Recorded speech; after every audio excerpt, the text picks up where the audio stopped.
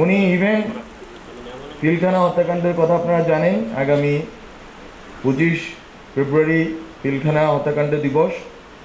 পিলখানা হত্যাকাণ্ডের মাধ্যমে সেনাবাহিনীর যে মোরেল আছে, এই দেশের স্বাধীনতা সার্বভৌমত্বের পক্ষে লড়াইয়ের যেই নৈতিক সাহস এবং নৈতিক ভিত্তি আছে, সেটাকে ভেঙে দিয়ে ইভেন সেনাবাহিনীকে উনি ওনার বাবা যেটা পারেন নাই, বাংলাদেশের মুক্তিযুদ্ধ করা সেনাবাহিনী বাংলাদেশের মুক্তিযুদ্ধ করেছে, মুক্তিযুদ্ধের ভিতর দিয়ে বাংলাদেশের সেনাবাহিনী তৈরি হয়েছে।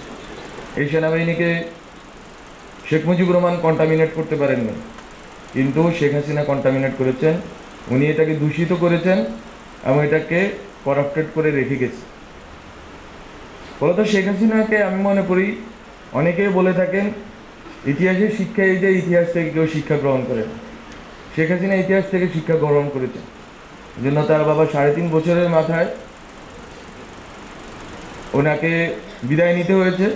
সেই বিদায় হয়তো করুন, সেই বিদায় হয়তো অগণতান্ত্রিক, সেটা নিয়ে আমরা কথা বলতে পারি, কিন্তু উনি যে কোনোভাবেই হোক ক্ষমতা থেকে যেতেন।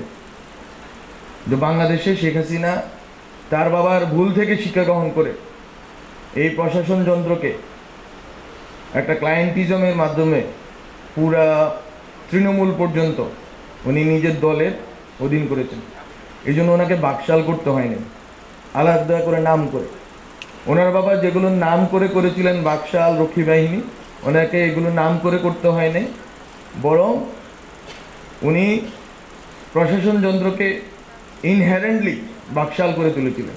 একটা মুজিববাদী প্রবণতার মাধ্যমে, একটা চর্চার ভিতর দিয়ে এই প্রশাসনকে না, শুধু ওদের পরিকল্পনা ছিল মূলত কয়েকটি প্রজন্মকে মুজিববাদী চেতনার গুলি খাইয়ে তাদেরকে পঙ্গু করে রাখা, নৈতিকভাবে, মানসিকভাবে এবং বুদ্ধিবৃত্তিকভাবে। এই পঙ্গুত্বের যেই প্রকল্প, সেটা আপনারা জানেন।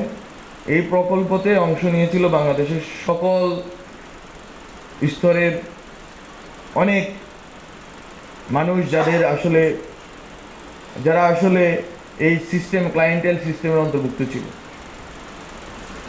রাষ্ট্রের টাকা খরচ করে শেখ হাসিনা প্রশাসনে, পুলিশে এবং বিভিন্ন আইন শৃঙ্খলা বাহিনীতে এই আদর্শিক গুন্ডাদেরকে লালন পালন করতেন।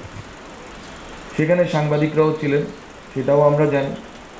এই আদর্শিক গুন্ডারা বেসিক্যালি বাংলাদেশের হাজার হাজার মানুষের উপর যে গুম, খুন, নিপীড়নের একটা যে বাস্তুতন্ত্র ছিল, একটা ইকোসিস্টেম ছিল, এই ইকোসিস্টেমকে সাবস্টেন্সিয়েট করেছে। তারা এটার জন্য ন্যায্যতা উৎপাদন করেছেন।